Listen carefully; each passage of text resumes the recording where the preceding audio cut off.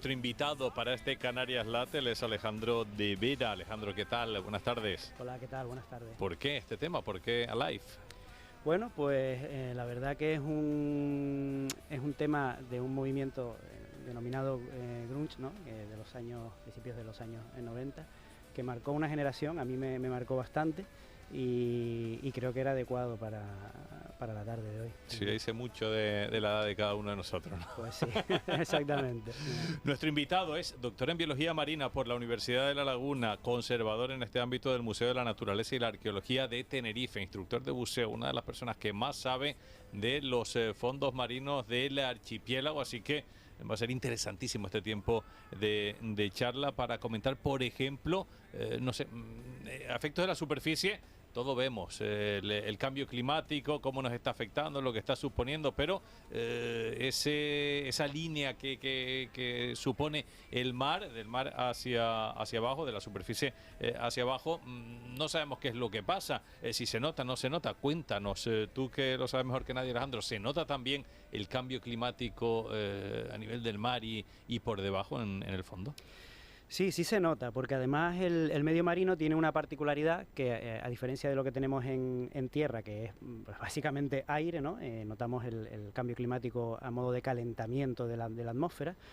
En el medio marino tenemos también otro condicionante, y es que al ser un medio líquido, pues el dióxido de carbono, que es el principal gas efecto invernadero que estamos generando en la atmósfera y que genera este efecto de calentamiento, pues se disuelve también, los gases se disuelven en los líquidos y en el caso del dióxido de carbono, pues se generan una serie de compuestos, de ion bicarbonato y demás, pero a nivel químico se produce un aumento de la concentración de protones. Para recordar un poco algunas nociones de química de nuestra época de colegio e instituto, en este caso lo que se produce es una acidificación, una bajada del pH.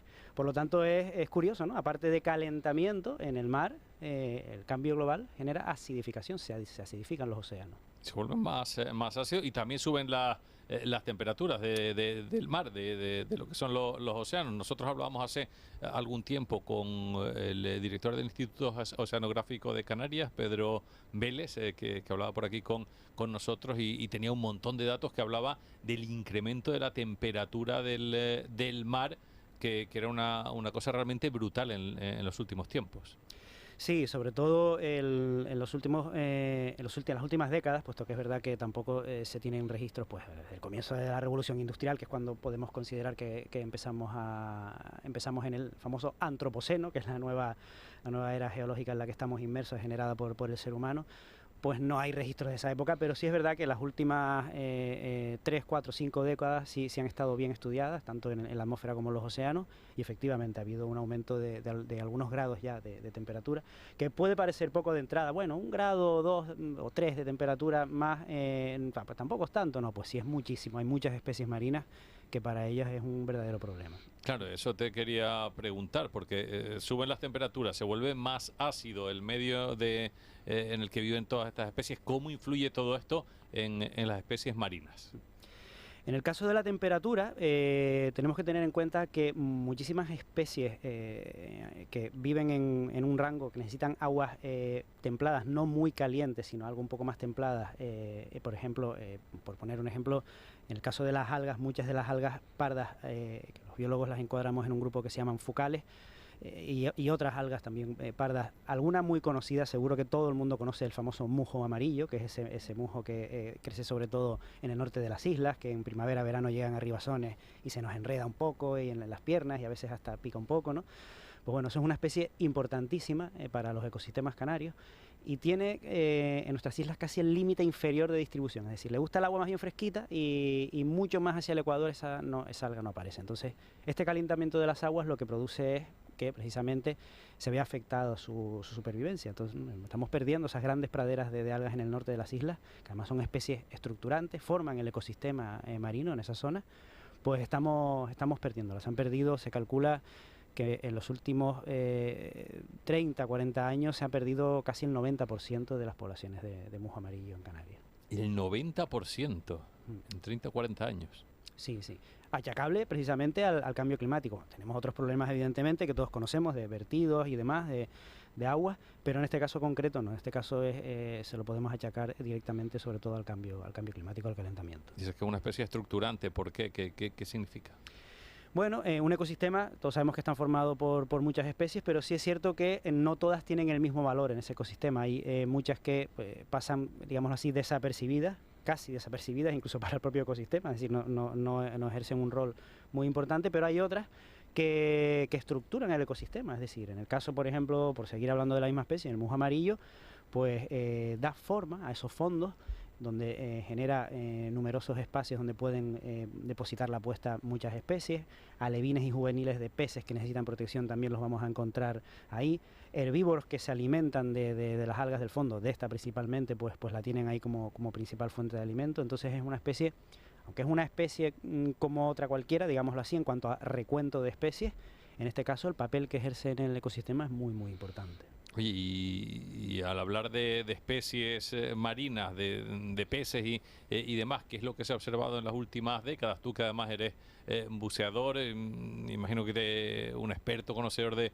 los fondos de las islas, ¿qué es lo que se observa de unas décadas a esta parte? Pues yo recuerdo de pequeño de ir, meterme en el sur, por ejemplo, de Tenerife a bucear y veía bandadas de peces, sobre todo peces verdes, fulas, un montón, otros peces, veía, y te metes ahora, hasta centollos, me acuerdo de ver, ahora te metes y no ves nada, está todo totalmente esquilmado. Yo no sé qué es lo que has apreciado tú de hace unas décadas a estos tiempos.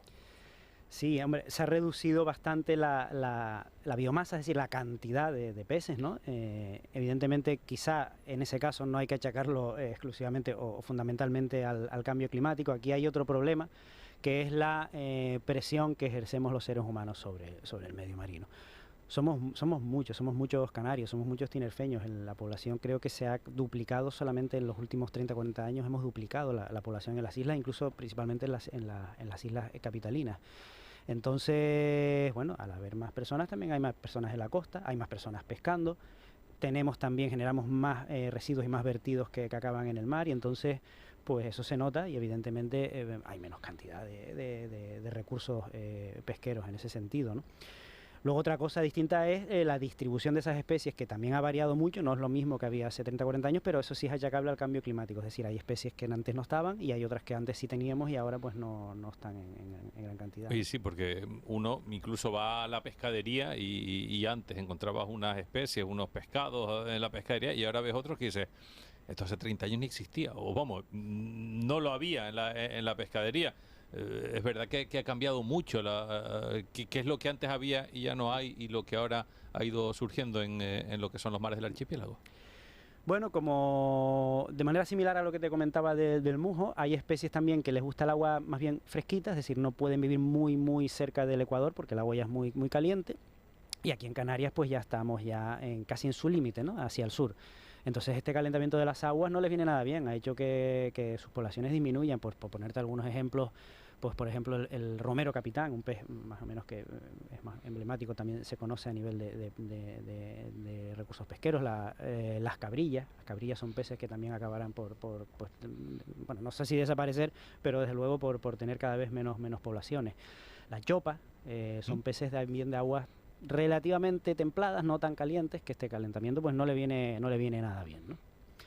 Luego sí tenemos otras que, como te comentaba, la al cabrilla, contrario, que es algo que se come muchísimo por ahí en bares y demás, entonces tiende a desaparecer precisamente por el aumento de la temperatura. El romero, que sí me suena, y la chopa también. Sí, después decías que hay otras que todo lo contrario. Sí, hay otras que precisamente tienen origen tropical y subtropical. En Canarias estamos en una zona subtropical, pero bueno, que les gusta el agua calentita, ¿no? Y entonces esas les ha venido muy bien el cambio climático. Es más, incluso tenemos especies que antes no estaban en el archipiélago canario porque el agua era muy fría, es decir, vivían en el Ecuador, pues en las zonas más cercanas a nosotros, pues en Cabo Verde, el Golfo de Guinea, Senegal. Y ahora con el calentamiento global las hemos visto ya en nuestras aguas por primera vez. En las últimas décadas también han aparecido bastantes especies que de entrada parecen pocos ejemplares, sobre todo por las islas que tienen aguas más cálidas, las que son las occidentales, Lanzarote y el Hierro, perdón, Lanzarote y el Hierro, La Palma y el Hierro. Aparecen ahí los primeros ejemplares y con los años van apareciendo en el resto de las islas. Algunos ejemplos, pues El gallo aplomado, que es un gallo blanco que está en el hierro y ya casi, bueno, ya es un recurso pesquero prácticamente. El gallo azul, luego por supuesto una especie que llaman la caballa de chicharro, que ya es un recurso pesquero también en el hierro. Petos, que antes, que es una especie similar a la familia de los atunes, pues antes también era muy difícil o relativamente escasos, y ahora pues son mucho más abundantes, ¿no? Hay ese cambio de distribución. Luego también hay que decir que hay especies que tenemos que son autóctonas de nuestras aguas, por ejemplo, y seguro que el pez más emblemático que tenemos aquí, que es la vieja, ¿no? Pues la vieja, como casi toda la familia de peces loro, que es la familia a la que pertenece, le gusta también el agua calentita. Entonces el calentamiento de las aguas no le ha venido mal.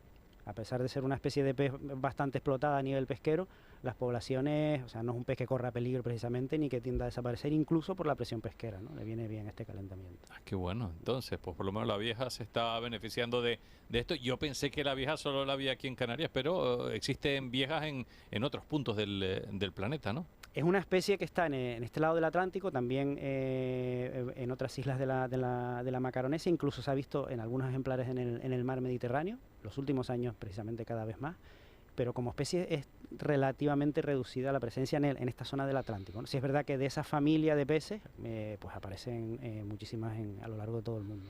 ¿Y cómo llegan a Canarias esas especies que han ido empezando a poblar nuestras aguas? Pues tienen varias formas de distribución, de ampliar su distribución.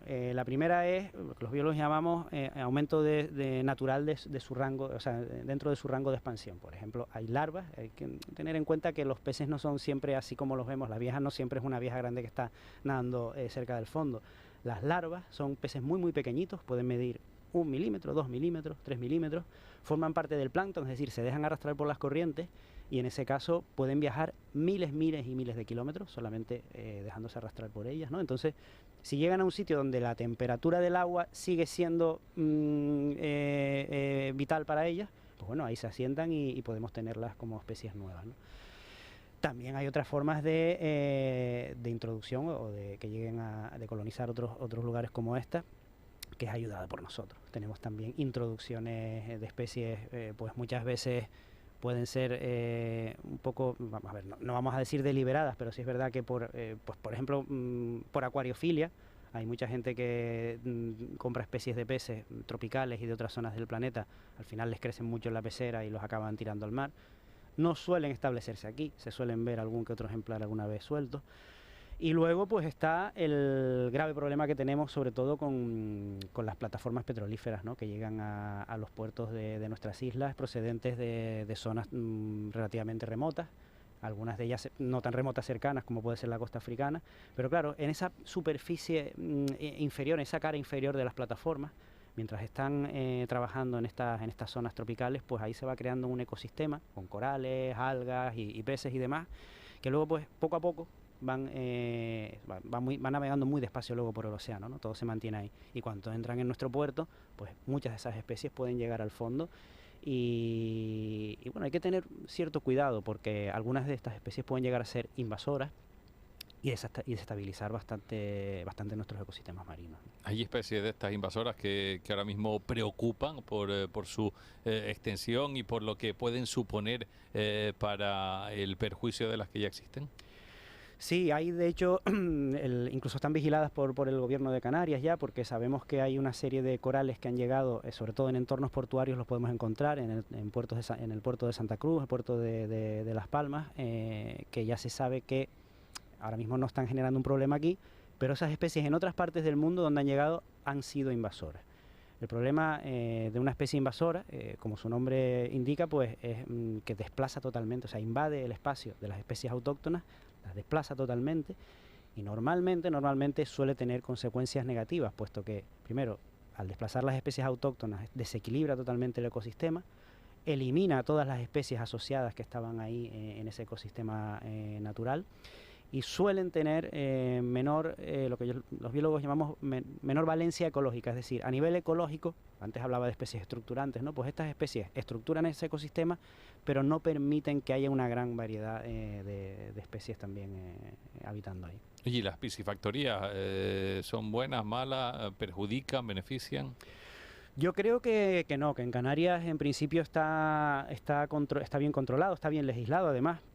Hasta ahora no ha habido problemas en los ecosistemas. Es cierto que de las dos especies que más que se cultivan en Canarias, que son la dorada y la lubina, la dorada es una especie de pez que de forma natural ya estaba presente en Canarias. Entonces, en principio, bueno, suponiendo que siempre hay escapes de peces, hay redes que se rompen y demás, y algunos escapan.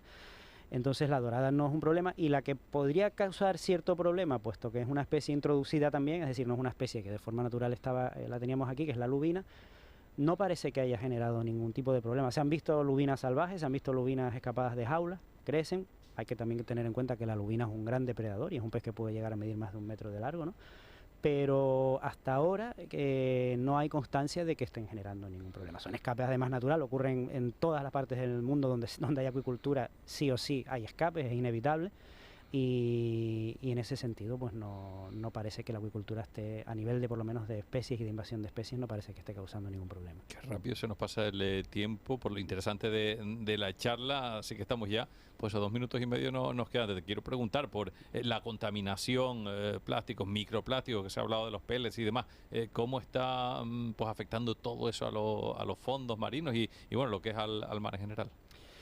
Hombre, afecta evidentemente, son contaminantes. Yo sobre todo te puedo hablar de los plásticos flotantes, puesto que el proyecto de investigación que tenemos en el museo, nuestra línea de investigación es el plancton, precisamente, esos organismos que van flotando en superficie, y el proyecto que tenemos es precisamente intentar cuantificar la presencia de plásticos y microplásticos flotantes con los organismos que viven ahí, con la comunidad planctónica, ¿no? La comunidad del plancton es también muy muy importante porque es la base de la cadena alimenticia en todos los océanos. Entonces el estado y la salud de esa comunidad nos va a indicar un poco también el estado y la salud del ecosistema marino en general.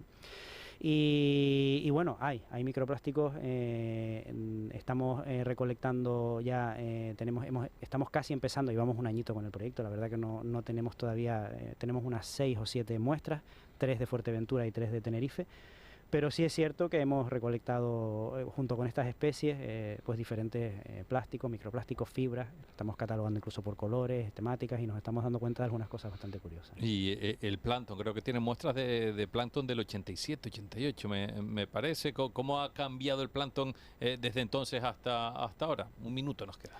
Pues yo cuando realicé mi tesis doctoral, que la hice sobre los moluscos que viven en el plancton, me di cuenta de una cosa muy curiosa, y es que las muestras que teníamos de las primeras campañas realizadas en el Hierro en el año 87, 88, aparecían algunas especies en concretos que eran poco abundantes o raras.